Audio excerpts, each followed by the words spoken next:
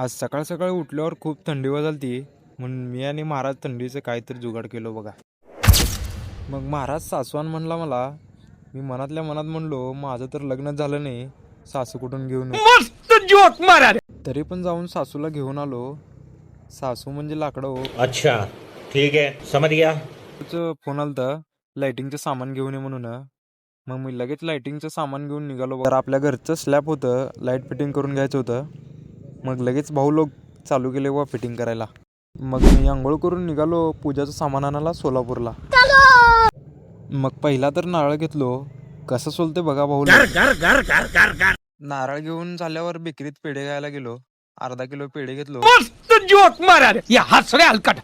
मग आल्यावर बघतो तर काय मशीनवाले येऊन आपलं काम चालू केलं होतं बघा. मग मशीनची पूजा केला आपला पवन भाऊ.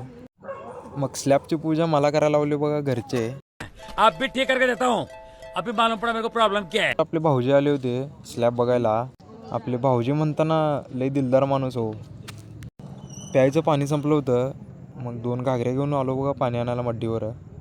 5 रुपये टाकलो. आले की मग 20 लिटर पाणी. मग भेटू आता आपण पुढच्या व्लॉगमध्ये.